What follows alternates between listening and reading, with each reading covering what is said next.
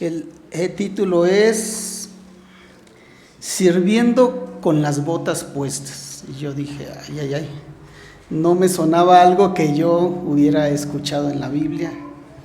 Y me puse a pensar sobre quién desempeña su trabajo o quién sirve usando botas.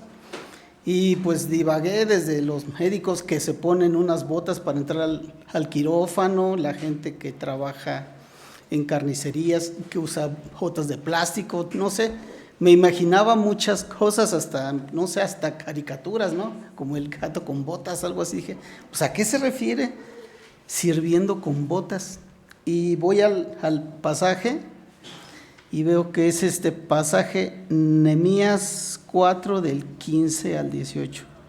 Yo dije, Nehemías, pues no usaba botas Nehemías, hasta donde yo me acuerdo, él era el que hacía los tragos y preparaba las bebidas ante el rey. Entonces no me sonaba el título con el pasaje. Entonces le pedí el favor a los jóvenes que me dieran así como el contexto de qué se trataba. Le digo, para poder hilar o saber más o menos de qué va esto, ¿no? De sirviendo con botas.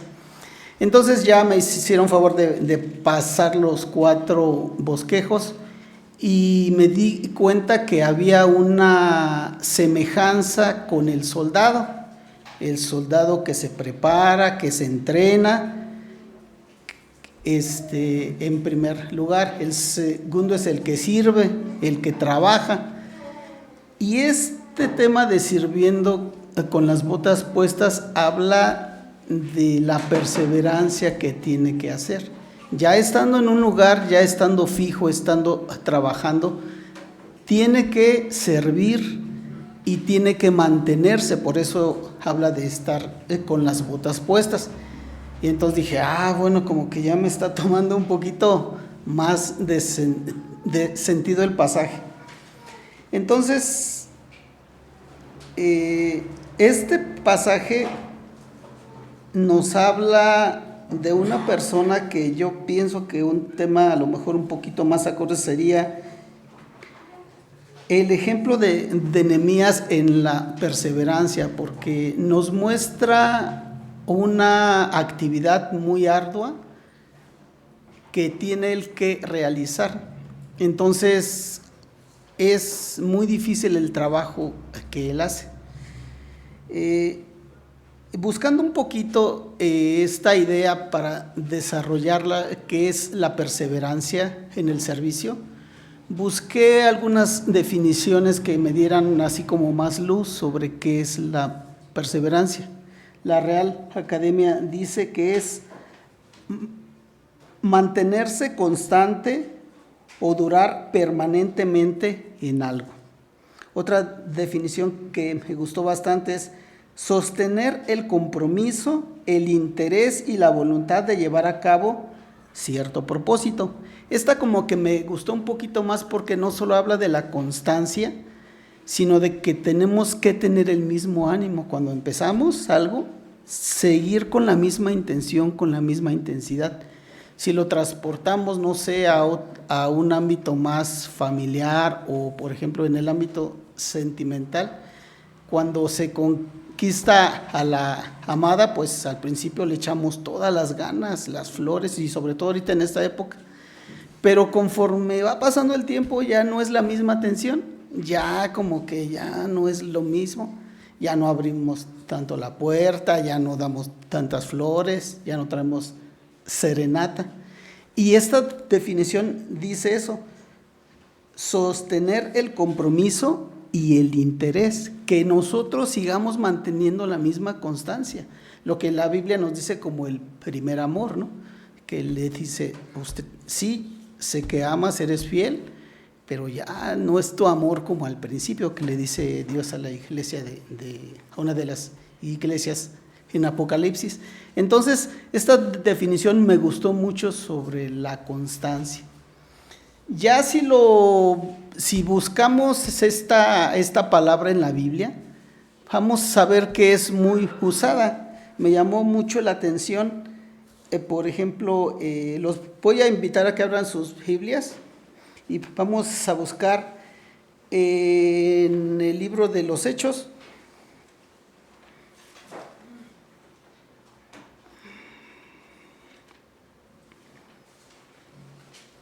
El capítulo 1 y el versículo 14. Y aquí encontramos esta palabra, dice: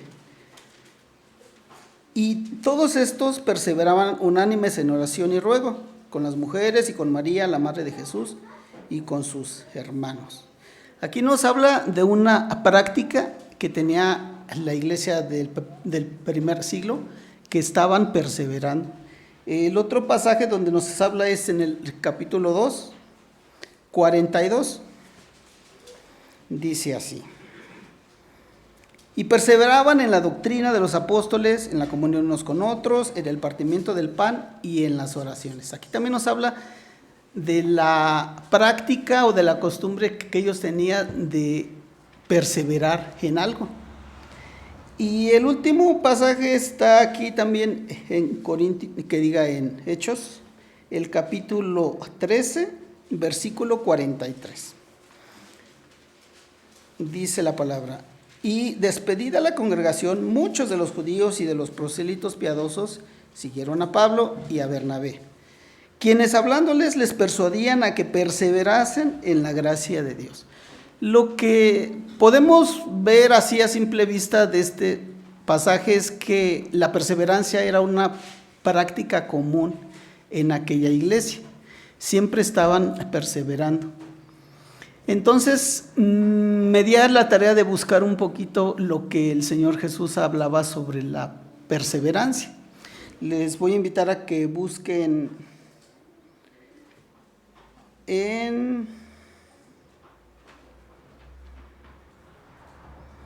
permítame tantito. No, vamos a ver primero segunda de Juan, capítulo 1, versículo 9.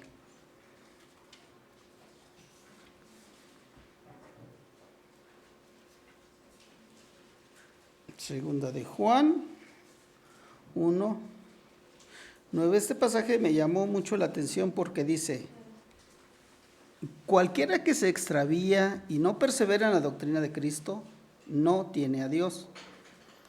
El que persevera en la doctrina de Cristo, este sí tiene al Padre y al Hijo. Entonces aquí podemos ver a simple vista que la perseverancia nos está hablando de la presencia de Dios en nuestra vida. Alguien que persevera es alguien en el cual Dios mora en su corazón. Entonces, otra característica, aparte de ver que era una práctica común en la iglesia, es una señal que nos dice de la persona en la cual Dios está morando en él. Es alguien que se mantiene constante, que está perseverando, que no flaquea. Entonces sí, busqué lo que el Señor Jesucristo nos habla sobre la perseverancia. Les voy a pedir que busquemos en Mateo 24, 13. Igual si quieren irlos buscando, si no aquí los leo para irnos no tan tarde. Nos dice el Señor Jesucristo: mas el que perseverare hasta el fin, este será salvo.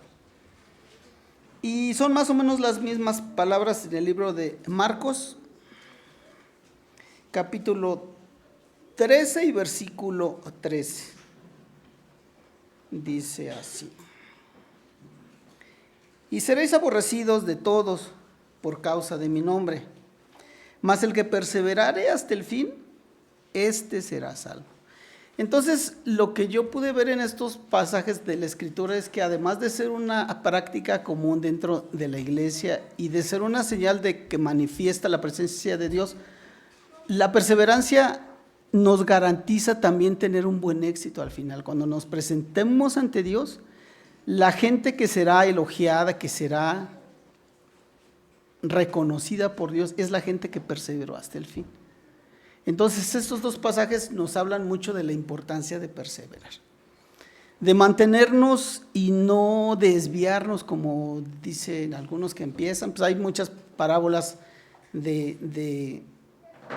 por ejemplo, el de los talentos que se le da, pero Sí se le dio el talento, pero no trabajó y no perseveró en obtener alguna ganancia, ¿no? Bueno, ahora quisiera que ya vayamos al libro de Nehemías. Y el libro de Nehemías es una historia, la verdad, que fascinante. Me llamó mucho la atención al volver a releerla. Como les digo, yo, pues, según yo, Nehemías era el que preparaba las bebidas, era una persona de confianza para el rey. Y él no tenía la necesidad de sufrir, de hacer trabajos pesados o duros, porque a diferencia de su pueblo, de su nación, que en Jerusalén estaba sufriendo, él estaba disfrutando de cierta comodidad en el reinado de Artajerjes. Él era su copero, y este rey persa, que es el que sucede al reinado de Babilonia, le da ese estatus a Nehemías de no pasar por ninguna carencia. Sin embargo, cuando vienen noticias de Jerusalén hacia él y escucha que la ciudad está destruida, que están en gran afrenta, que están avergonzados, su reacción primero es orar, porque le entristece mucho esta situación. Está él, a pesar de que él disfruta de comodidades, se siente muy mal por lo que está pasando su nación. Entonces la Biblia nos dice que él empieza a orar, a clamar a Dios, y esa tristeza es notable para el rey. Y el rey le dice: ¿qué es lo que pasa? Enfermo no estás, algo te está afectando. Él teme por su vida, porque delante del rey pues no podía él estar triste, y entonces le pide ayuda al rey y le dice: dice, es que cómo yo no voy a estar triste si mi tierra, mi ciudad está desierta, están las paredes caídas, el templo está destruido. Y sentado junto a la reina, el rey le dice: a ver, ¿y cuánto tiempo va a durar tu viaje si es que te permitimos ir? Porque él les pide permiso para ir. Él señala el tiempo en el que va y en el que regresa, y les parece bien darle el permiso. Viaja él y solo le pide al rey el material necesario para construir. No pide guardias, no pide protección personal, porque a pesar de que hay mucho peligro, él le quiere demostrar al rey que Dios lo cuida, que no necesita una protección extra o especial. Dice: la mano de Dios está con nosotros, y se va. Regresa a su tierra y lo primero que hace es dar un recorrido sobre la ciudad. Se va solo con su cabalgadura y recorre todo. Hay lugares donde no puede pasar porque hay mucho escombro. Al siguiente día, después de la noche dar un recorrido, llama a los principales de la ciudad, a los sacerdotes, a los gobernantes, y les dice: ustedes vean la situación en la que estamos, no podemos estar así. Les habla y les dice: el rey nos autorizó usar sus provisiones, la madera, el alimento, para construir nuestra ciudad y no estar más en vergüenza, no tener más oprobio. Entonces, anima a la gente a trabajar, les da una tarea específica a cada quien. Me llama también mucho la atención que los que empiezan primero a construir el muro son los sacerdotes, porque es muy importante que la gente que está al frente nos ponga el ejemplo, nos diga: así se hace, este es el trabajo, y los demás lo podemos seguir. Entonces, sí es de destacar esta parte, que quien empieza primero la construcción es el sacerdote con su familia. Y nos va narrando en el capítulo 3 en adelante lo que construye cada quien. Unos construyen mucho, Unos muy poquitito, unos no quieren, unos dicen, no, pues eso a mí no me toca. Y entonces, después de que él empieza a organizar la gente, a ver los capataces, encontramos este pasaje que es el de la lectura aquí. Él empieza su trabajo con mucha oposición, tanto de la gente de fuera como de los mismos judíos que ya han hecho amistades con los amonitas, con los moabitas, con los de Asdod. Y esta gente no quiere la bendición para el pueblo, no quiere que se construya otra vez la ciudad y se burlan. Dice, ¿qué están haciendo? ¿Y a poco lo van a acabar en un día? Eso que están haciendo, si se sube una zorra y le camina, va a tirar las piedras. Eso que están haciendo no sirve. Le llegan amenazas, cuando ven que no es suficiente, las burras amenazan de llegar y destruir. Es de llamar mucho la atención que los mismos judíos le dicen a él, ni siquiera te vas a dar cuenta cuando vengan sobre ti, te van a llegar de un lado y de otro, por atrás y por delante. Dice, 10 veces al día me repetían lo mismo. Y cuando algo se repite, pues a lo mejor si se lo dijeran una vez o no, pues sí lo pensaba, pero ya que le estén diciendo continuamente sus mismos compatriotas que van a venir y los van a atacar y los van a destruir, pues la intención de ellos es meterle miedo.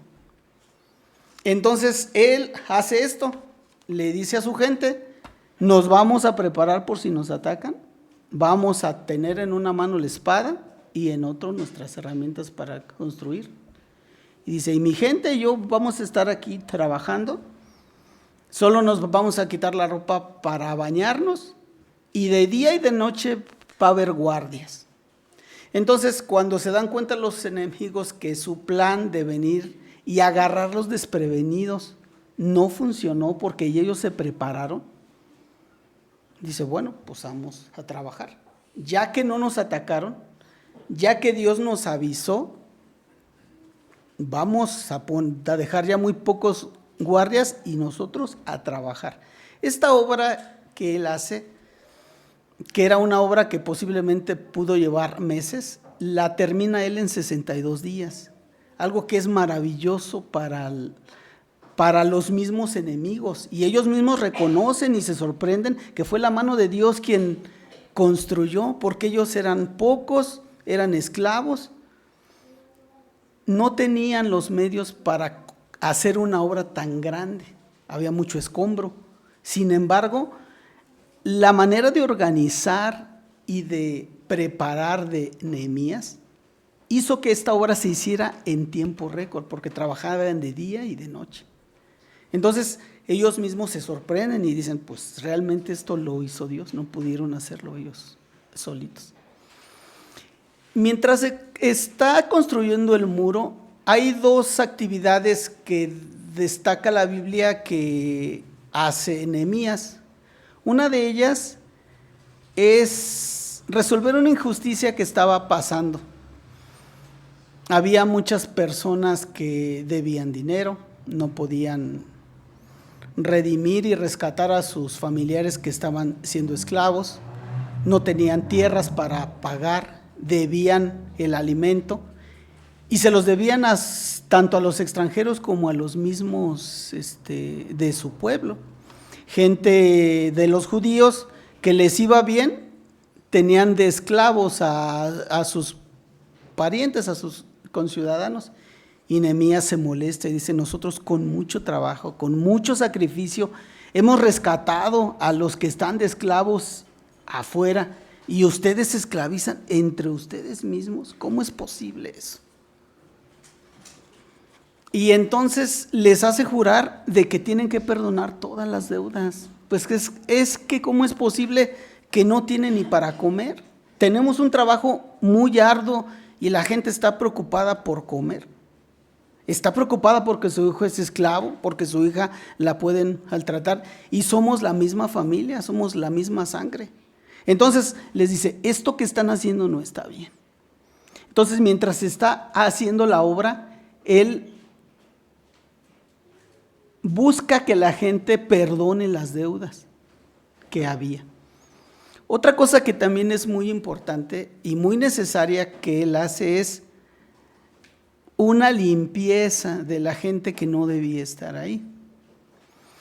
Antiguamente en la ley de Moisés se hablaba que ni los amonitas ni los moabitas podían entrar en la congregación de Israel. Había personas que sí podían, después de la tercera o cuarta generación, formar parte de las tribus de Israel, pero los amonitas y moabitas no tenían derecho a entrar nunca. La Biblia dice: por cuanto ellos no salieron a recibiros con agua cuando vendían ustedes en el desierto, no los pueden recibir dentro de la congregación de Israel. Pero lo que pasaba era que ellos no solo los habían recibido, sino ya habían emparentado, ya sus hijos hablaban, dice Nehemías, la mitad de los hijos hablaban lengua de Asdod y los otros hablaban hebreo, y era un revoltijo porque no se cuidaba esa pureza, que es algo muy característico dentro del pueblo judío, que es el conservar sus tradiciones, conservar su linaje, conservar sus costumbres. Esto ya no pasaba. Y les dice: no, tenemos que despedir a estas personas, con la pena y con todo y con sus hijos, pero aquí los que no sean judíos, con su permiso, pero se regresan a su tierra. Y los regresan.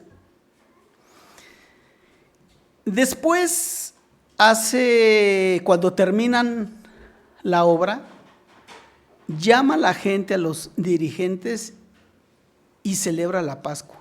La Pascua, que según nos dice este libro, nunca se celebró, ni en la época de los jueces, ni en la época de los reyes. Esta es la primera vez que se va a celebrar la Pascua. Y la gente llora y se entristece porque al leerles la ley, lo que estaba escrito, se dan cuenta de que lo que les está pasando ya, Dios lo había dicho. Y dicen: nosotros estamos en esta tierra que produce mucho, pero no la podemos disfrutar porque otros se enseñorean de nosotros. Trabajamos para servir a otros, otros se llevan el fruto de esta tierra que Dios nos dio, que Dios con su mano poderosa nos regaló a nuestros ancestros. Aquí estamos de esclavos y trabajamos para ellos. Estamos en una situación difícil. Lloran y les dice Nehemías: no lloren, este es un día de alegría, este es un día de regocijo. Es día santo. Entonces reparten comida, dice: alégrense, inviten a los que no tienen nada para comer preparado, denles y vamos a hacer una fiesta. Entonces se regresa Nehemías después de… otra cosa que hace antes de irse es un pacto. Llama a todos los dirigentes, tanto los religiosos como los seculares, a los gobernadores, y hacen un pacto al cual vamos a hacer mención al final. Y les hace prometer que tienen que guardar la ley, que ya no se van a alejar. Y se regresa con el rey Artajerjes. Después de un tiempo, pide permiso y viene a Jerusalén. Y tristemente encuentra que el trabajo que ya había hecho, los avances que él ya tenía, se habían acabado. Él, antes de irse, instituye otra vez el culto a Dios, instituye los sacrificios, pone cantores, a los que son levitas y sacerdotes los pone en el templo, que se les lleven los diezmos, las ofrendas para que se alimenten. Y cuando regresa otra vez se da cuenta que ya los levitas y sacerdotes se fueron cada quien a su tierra porque el pueblo nunca trajo el alimento que habían prometido. Se da cuenta que incluso hay un moabita que es un líder que está viviendo dentro del templo. Se da cuenta que otra vez el pueblo se empezó a mezclar. Y aquí pasa algo muy difícil de comprender a lo mejor para algunos de nosotros, es que es tal el coraje de Nehemías, tal su frustración de lo que pasó, que se enoja y empieza a herir a algunos del pueblo y a unos les arranca los cabellos del coraje, diciéndoles: vean el mal en el que estamos, vean el sacrificio que fue para nosotros el construir, el restablecer el culto. ¿Para qué otra vez hagan lo mismo? ¿Para qué otra vez subyuguen a la gente? ¿Para qué otra vez los esclavicen? ¿Para qué otra vez se mezclen con los pueblos? Y les arranca los cabellos a unos y dice: los regresan otra vez. Y es aquí donde yo veo la perseverancia, hermanos. Podemos trabajar mucho y durante mucho tiempo, pero si nosotros no somos perseverantes en el trabajo que ya se realizó, que ya se hizo, podemos perder todo lo que ya se ha realizado. Podemos perder el avance que ya tenemos. Y lo podemos ver con nuestros hijos o con que desde pequeños los instruimos, les enseñamos, les dimos, pero que de buenas a primeras ya, pues ya no están aquí, o ya andan con quien no deben andar, o ya están haciendo cosas que no representan lo que debe ser un hijo de Dios.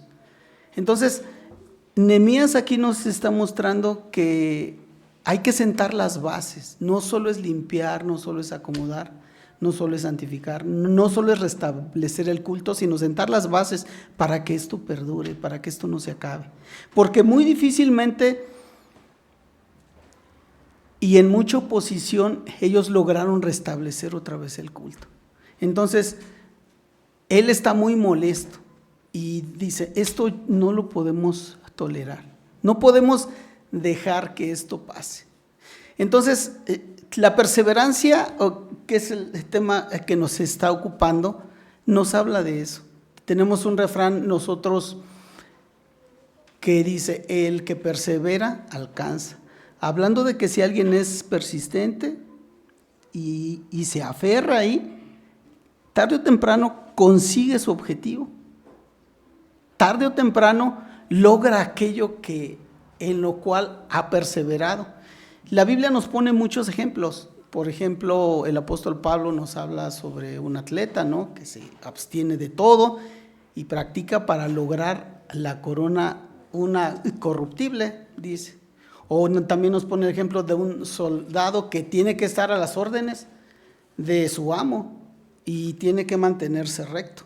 Me encanta mucho el libro de Hebreos porque para mí es un libro que habla de la perseverancia. Desde el principio dice: es necesario que con toda diligencia atendamos a las cosas que están escritas. Y luego más adelante nos pone: fija nuestra mirada en el Señor Jesucristo, y nos dice: poned los ojos en el premio, poner los ojos en nuestro Señor y Salvador Jesucristo. Y nos muestra una gran nube de testigos. Unos sufrieron, unos hicieron grandes proezas con el fin de que nosotros nos enfoquemos y no perdamos de vista, a pesar de la oposición, a pesar de la dificultad, seguir y persistir en lo que Dios nos ha puesto. Cuando Nehemías está construyendo el muro, también otra cosa que me llamó mucho la atención es que, como les decía, hubo gente que construyó mucho, pero hubo familias, hubo personas que solo construyeron el frente de su casa. Y no fue uno, fueron varias familias que ellos construyeron en su pedacito. Y otros construyeron también en su pedacito nada más. Y eso nos habla, hermanos, de que a lo mejor no podemos hacernos cargo de un ministerio grande, a lo mejor no podemos tomar bajo nuestra responsabilidad otros compromisos, pero si hay algo que podemos hacer, es algo que nos toca, algo que sabemos que es parte de nuestra responsabilidad, pues hay que hacerla. Yo como joven, yo como adulto, yo como anciano, puedo hacer algo en mi familia, en la iglesia, puedo pertenecer a un ministerio, puedo empezar con algo. Yo creo que todos en cierta medida sabemos nuestra capacidad y sabemos nuestra responsabilidad. Y si todos ponemos nuestro granito de arena, la parte que nos toca, podemos hacer mucho, así como lo hizo Nehemías. Que aunque la obra era muy grande, terminaron, porque cada quien hizo su parte, cada quien se encargó de su responsabilidad. Entonces, a lo mejor crees o tienes en la mente la idea que el trabajo en la iglesia, pues a mí me da pena, es que yo no me siento cómodo ahí. Pero sí podemos hacer algo aunque sea pequeño. No sé, empezar a venir a los jóvenes, a la femenil, empezar a involucrarme en algún ministerio. Algo podemos hacer. Algo que irá sumando. Si somos perseverantes en aquella actividad, si somos constantes, como dice aquí en la definición que leímos al principio, si mantenemos nuestro interés como al principio, podemos avanzar. Lo vemos en las disciplinas, por ejemplo, al principio nos cuesta mucho leer, pero si acostumbramos nuestra mente a leer, después se nos va a hacer fácil. Un instrumento como la guitarra, por ejemplo.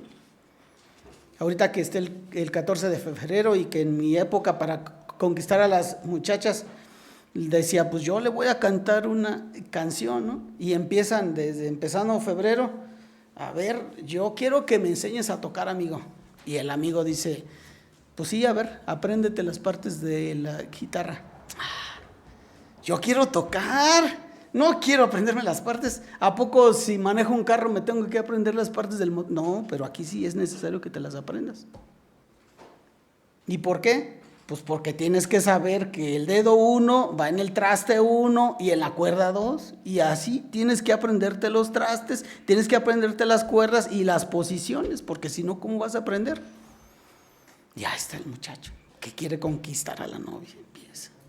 Pues no le sale al principio, tiene que fijarse y ahí está. Pasa una semana y ya medio le sale el sol y dice, ya sé tocar, ahora sí le voy a tocar una canción a mi novia. No, pues ¿cuál canción quieres? No, pues esta. ¿Qué crees que tiene cejillas? Esa, sí es más. ¿Y qué es eso? No, pues la cejilla tienes que apachurrar las cuerdas completas con un dedo y los otros. Pues son posiciones antinaturales. Y dice, eso es muy difícil. Y ahí está. Y luego en su casa se pone a practicar el rasgueo. Y ya tiene a toda la familia con el mismo rasgueo que ya no aguantan tan. Ya está el chavo que no puede. Y ya la mamá le dice, oye hijo, pues ya para el tantito, no, ya nos aburrió tu sonsonete ahí de que estás ahí. Pero él como quiere conquistar a la novia, pues ahí está perseverando y dándole y a ver si me sale. Total que su primera canción la puede tocar hasta mayo, pues porque ya el 14 de febrero se le pasó. Y ese sonsonete que le molestaba a la familia y a la mamá que ya no lo tenía, el 10 de mayo ve a su hijo en la madrugada cantando el mismo sonsonete. Y en vez de molestarle, mi hijo me trajo serenata. Y ya no es algo molesto, ya es algo que la llena de orgullo. Ve, fíjate, mi hijo me trae serenata, tú nunca me traes nada. Es la primera vez que recibo serenata. La mamá está feliz de que está viendo el éxito de algo que le costó mucho trabajo a su hijo. La novia no lo disfrutó, pero ella sí, ella fue la primera porque aprendió desde febrero a darle y logró sacar la canción. Y ahí está, con 3 regalos, sí, es un sonsonete ahí. Pero la mamá está feliz de que su tesoro está cantándole su serenata. Entonces, la perseverancia nos muestra eso, hermanos, que a lo mejor es difícil, que a lo mejor es tedioso, que a lo mejor vamos a fracasar muchas veces, pero si nos mantenemos constantes, lo vamos a lograr. Este es el mes de los jóvenes. Recientemente fui a un culto, invitaron a mi papá, un amigo de él, fue el aniversario de su iglesia. Y ahí no predica el pastor, predican los jóvenes. Y terminando el culto me dice mi papá, oye, qué bien predicó el hermano. Qué buen mensaje, qué claro. Y son jóvenes que no tienen ninguna preparación bíblica ni teológica formal, Pero el hecho de estar ahí, ser constantes y equivocarse, los ha hecho, el perseverar los ha hecho que vayan puliendo esos detalles que al principio pues son muy difíciles. Como les decía, este es el mes de los jóvenes. A mí me daría mucho gusto que el mes de los jóvenes estén aquí los jóvenes, aquí en este lugar. Les decimos que no son el futuro de la iglesia, que son la iglesia de hoy. Vamos a dejarlos participar, vamos a dejarlos que ellos se acostumbren a estar enfrente, se acostumbren a hablar. Apenas también en la semana escuché a un predicador de otro país que lo invitaron a predicar y se llevó a su nieto de 3 años. Y cuando estaba dando la conferencia, estaba su nieto a un lado. Y terminando la conferencia le dice a su nieto: ¿qué te pareció? Pues bien, abuelo, pero no me diste el micrófono. Yo quería hablar y no me diste el micrófono a mí. Y le dice: pues no, hijo, todavía no es tu oportunidad, pero ya está ahí, ya está adelante. Ya el niño se está proyectando que puede estar enfrente y que puede hablar, y él se está viendo más adelante. Le llega una carta de una persona de ese país y le dice: esta carta es un agradecimiento para tu nieto. Y yo quiero ser la primera persona que siembre para tu nieto cuando sea pastor. Esta ofrenda es para que él empiece su ministerio. Y el niño tenía 3 años. Pero es desde esta edad temprana donde debemos acostumbrar a nuestros hijos a no estar ahí atrás, a estar adelante, a ser parte de, que no les sea extraño servir a Dios, que no les sea ajeno a ellos el dedicarse a servir al Señor. La verdad que sí me daría mucho gusto ver a Josué aquí enfrente, a Caleb, a Pam, a varios hermanos que sabemos que tienen años en la iglesia y que están llenos de la palabra, que aprendan a compartir, que aprendan, que no se les haga extraño estar enfrente. Me da muchísimo gusto y me llena de mucha alegría ver cuando, por ejemplo, la hermana Rolna tuvo aquí a Dara, cuando dirigió, o a la hermana Rosy, con su nieta, porque los niños están felices, sí, los ven, ¿no? Cuando se paran aquí, no tienen miedo, ellos hablan y se expresan. Eso es lo que tenemos que hacer, sentar las bases para que nuestro ministerio se extienda a las otras generaciones. También recientemente visité una iglesia donde ya son 3 hermanos muy ancianos y ellos están buscando quién les apoye, pero no hay ninguna generación atrás. Los hijos no están, los sobrinos no están, los nietos no están, solo son 3 ancianitos los que están ahí. Y buscan apoyo de pues aunque sea de otra denominación, vamos a agarrar y pues porque no hicieron el trabajo de poner a sus hijos. Entonces, mi recomendación o mi anhelo, más que recomendación, es que hagamos parte importante, fundamental de la vida de la iglesia a nuestros jóvenes. Parte de que yo esté aquí es eso, que nuestros hijos nos vean enfrente y digan: pues si este pelón puede, yo también puedo. Que sepamos, que les pongamos ejemplo a nuestros hijos, que ellos vean que pueden proyectar y reflejar aquello que Dios ha hecho en sus vidas. Para terminar, les voy a pedir que busquemos en Nehemías. Les voy a pedir a mis hermanos del lado derecho que busquen el 9:38 y a mis hermanos del lado izquierdo el 10:39. Es el pacto que hace Nehemías al final.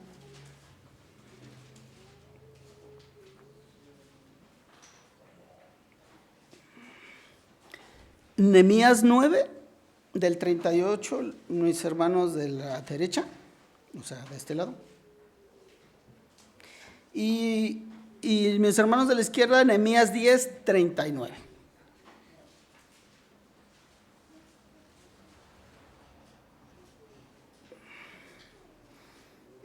Empezamos con los de mi derecha, dice así: a causa pues de todo esto, nosotros hacemos fiel promesa y la escribimos, firmada por nuestros príncipes, por nuestros levitas y por nuestros sacerdotes.